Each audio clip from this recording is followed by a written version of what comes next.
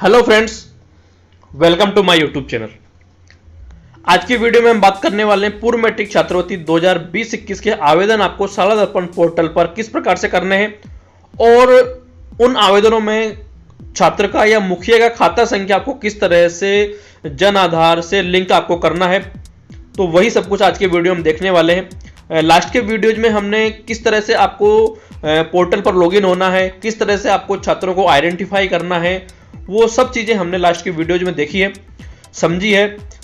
और अगर आपने वो वीडियोज नहीं देखे हैं तो उन वीडियोज का लिंक आपको इस वीडियो के डिस्क्रिप्शन में मिल जाएगा। वहां पर जाकर के आप बड़े आसानी से सभी स्टेप्स देख सकते हैं और सभी वीडियो देख सकते हैं।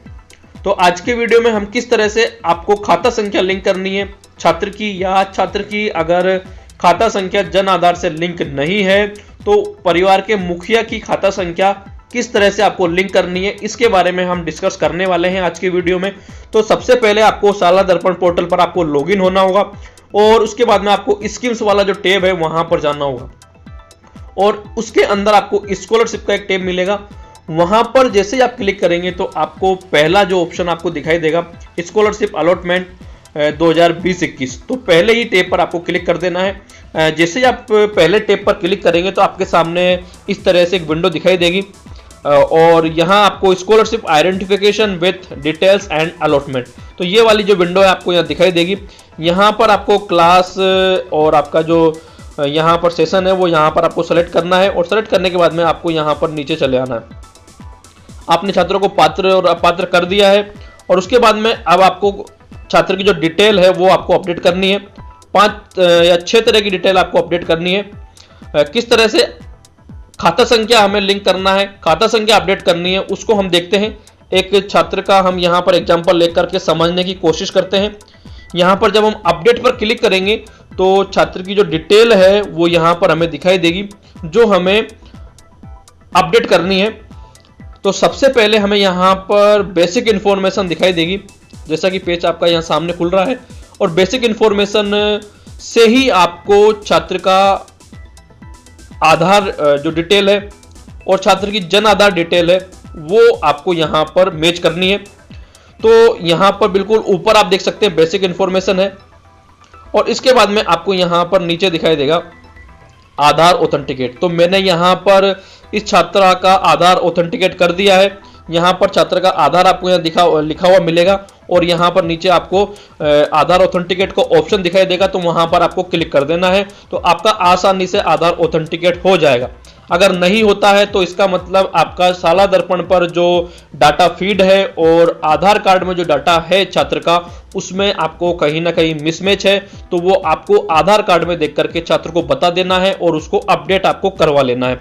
इसके बाद में नीचे आपको सेम इसी तरह से जन आधार की जो डिटेल है वो भी आपको यहाँ अपडेट करनी है और वो जन आधार की डिटेल भी आपको यहाँ दिखाई देगी और यहाँ पर आपको अपडेट का ऑप्शन दिखाई देगा, तो आपको यहाँ अपडेट कर देनी है।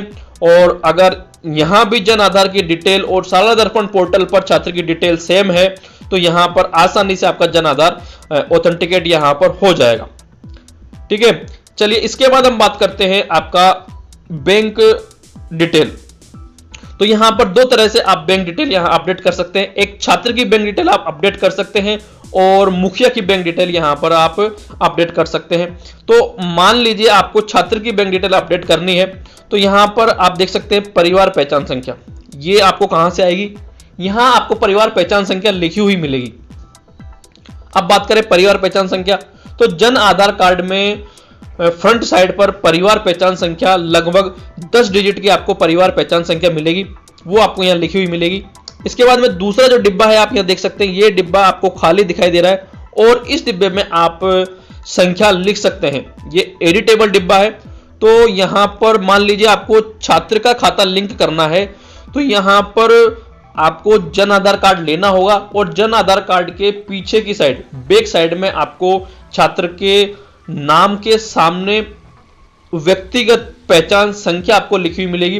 परिवार के जितने भी सदस्य हैं सभी सदस्यों के नाम आपको पीछे की साइड मिलेंगे और प्रत्येक सदस्य की व्यक्तिगत पहचान संख्या भी आपको वहां मिलेगी जो कि 11 डिजिट की आपकी व्यक्तिगत पहचान संख्या है। तो जिस छात्र के आपको खाता लिंक करना है उस छात्र की जो 11 डिजिट का व्यक्तिगत पहचान संख्या वो आपको यहां डाल देना है और सिंपली आपको gate Jan Aadhaar linked bank detail इस वाले ऑप्शन पर आपको क्लिक कर देना है। और जैसे आप यहां क्लिक करेंगे तो नीचे आपके सामने जो बैंक डिटेल है वो यहां पर फिल आपको दिखाई देगी। आपका बैंक नाम आ जाएगा, आपका अकाउंट नंबर आ जाएगा, छात्र का नाम आपको यहां दिखाई देगा। अगर छात्र का खाता संख्या जन आधार से लिंक है तो, और अगर जन आधार से छात्र का खाता संख्या लिंक नहीं है तो यहां पर सिर्फ आपको छात्र का जो नाम है, अकाउंट होल्डर नेम सिर्फ आपको दिखाई देगा। इसका मतलब आप पहचान सकते हैं, सिर्फ नाम अगर छात्र का आया है तो छात्र का खाता संख्या जन आधार से लिंक आपका नहीं है। तो आपको बोल देना है कि आप खाता संख्या को आपके जो अकाउंट नंबर है जन आधार से लिंक करवाइए, या फिर आप परिवार के मुखिया का खाता संख्या यहां पर लिंक करना चाहते हैं तो आपको बिल्कुल वापस ऊपर की तरफ जाना होगा और जहां पर आपने छात्र की व्यक्तिगत पहचान संख्या इस डिब्बे में लिखी थी उसको आपको मिटानी होगी और जो मुखिया है उसकी व्यक्तिगत पहचान संख्या इस डिब्बे में आपको लिखनी होगी।